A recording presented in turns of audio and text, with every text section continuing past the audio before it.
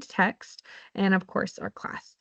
So let's go ahead and start talking about what juvenile court is. Of course, when you hear the word juvenile, we're talking about anyone under the age of 18.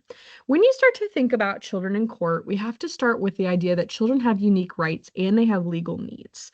And so thinking about a child in the court of law versus an adult, there's quite a few things that we kind of have to process and think there. They're not just small adults. Again, like when you think about all the things we've learned so far this semester about their brain chemistry and how children react and think, we know that that's very different than adults. Juvenile court is meant to hold children accountable without criminalizing their behavior.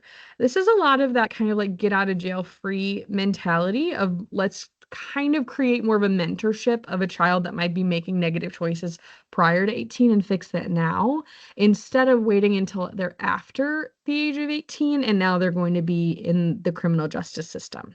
So again, our focus is rehabbing and trying to prevent recidivism, which is like that reciprocal nature of continuing to do the same thing, or maybe this has happened before, so I'm going to do it again.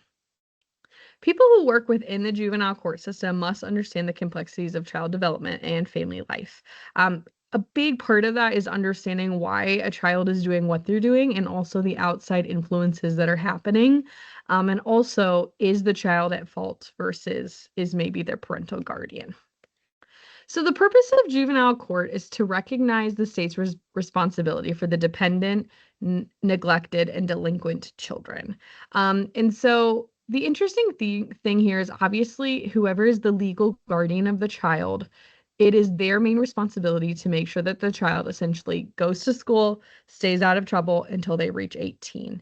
Like those are the two big legal things. Like kids have to go to school, and then if there's any criminal offenses, like it kind of bleeds back into whoever's legally in charge of them. Now, the state also kind of takes a joint partnership for that, specifically when you're looking at students that might not have a clear parental figure or might be a part of the system.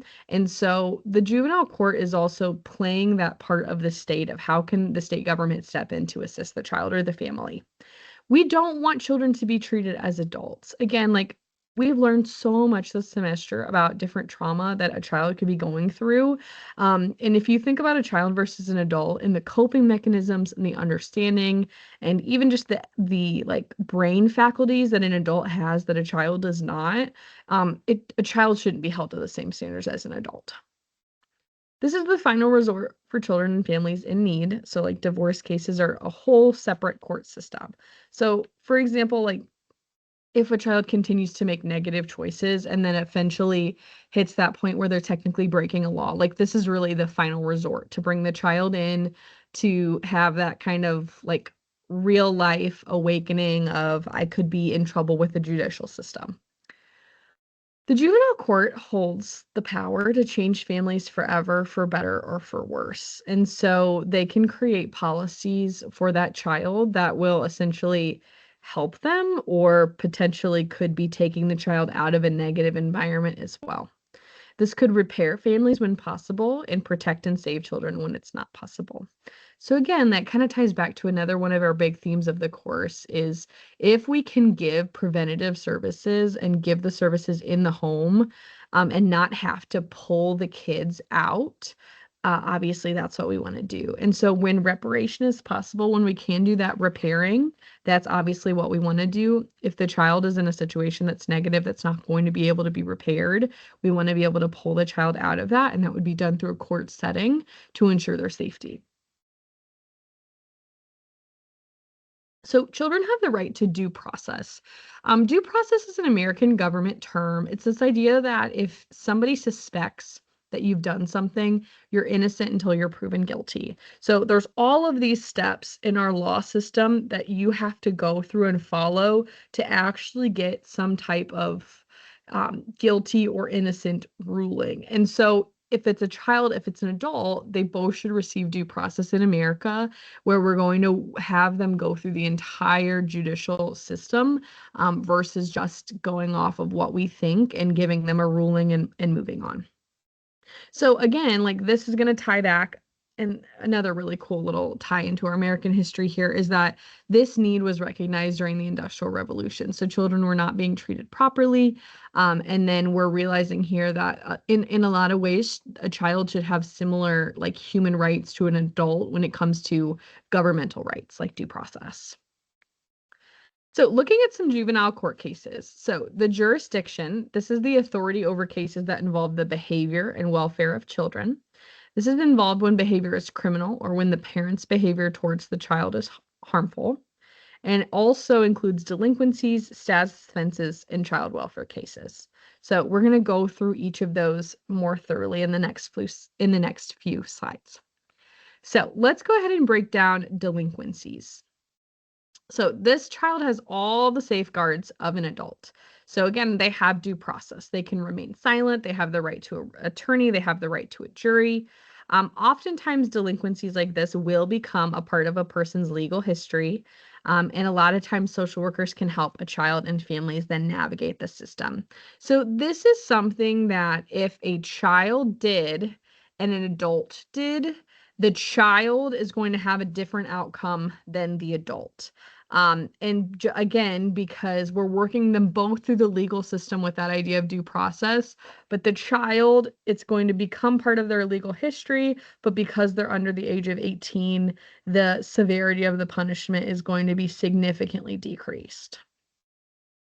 So status offenses, these are crimes that are only considered illegal because of their age. So these are things like truancy, staying out too late, skipping school, like specific offenses related to being a child. So, but this could give us an idea of trouble that could come in the future. There are lots of acronyms for juvenile court, and they differ state to state and sometimes even county to county. Juvenile court and CPS, that's what's used in Finley specifically when a child has something like a status offense. So these, again, are things that as they would become an adult wouldn't be considered crimes. Like obviously as adults, we don't really have a curfew. But if a child stays out too late, that would become a status offense. And then we have care and protection cases. So this is really when, so it kind of shifts. So our first one with the delinquencies, this is the start of a child is doing something that if an adult did, there would be serious punishments. Status offense is because of it's the status of a child. So because they're a child, it's considered an offense, but if their status would change, it would no longer be considered an offense. And then care and protection cases, this has to do with actually caring and protecting for the child and ensuring that they're not in a dangerous or a negative situation. So, for example, like this is serious harm, abuse, but again, this can be very subjective. And so, this is why that judicial process and the judicial system and due process is very important because we have to understand what constitutes as a serious case.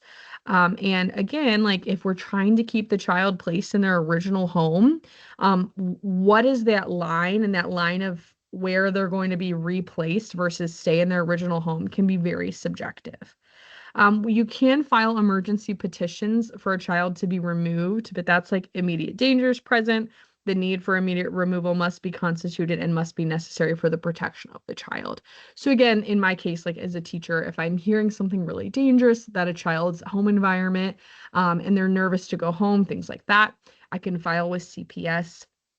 And potentially they could decide to create an emergency petition to pull the child out of that house for 24 hours, 48 hours, until they can do further investigations to prevent serious harm or abuse to the child. All right, so trauma in the court system. Whew, I've talked fast and I've already said a lot. But obviously, anytime you have to go to a court, there is going to be trauma involved. A lot of the times, the court system brings more trauma to the same individuals who need the help and the protection. Having to go through and listen to people talk about the negative things that you've either done or occurring in your life is really, really difficult. It's daunting and it's intimidating, especially for children. There are a lot of emotional issues that come up. It involves a lot of people. That guardian ad litem may also be required in which the state is giving them a representative, a child a representative. You could have an issue with a child at the beginning of the year and not get into court until the end of the year. It's a very long and slow process. But again, typically that's because we're allowing people due process, where we're working them through the entire judicial system. The court process also is very it's just long, a lot of psychological harm, secondary trauma, which means you're reliving it, it's coming back up.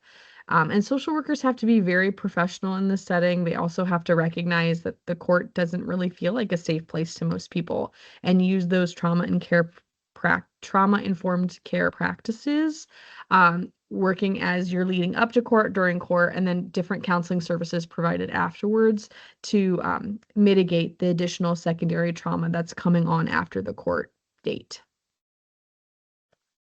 So, whew, that was a lot. I talked really fast this lecture. I'm sorry about that. But the court is just a really unique aspect of child welfare, because again, there's those three steps: the offenses, I'm sorry, delinquencies, where a child is committing a crime that they're going to get off a lot easier than if an adult was committing that same crime. The status offenses, which is only a crime because it's the status of a child, and then for care and protection, meaning we're trying to put them in a court setting to better the care protection of the child. So, with that, I hope that you feel like you could take some interesting information from this week's lecture. I'm going to go ahead here and stop sharing.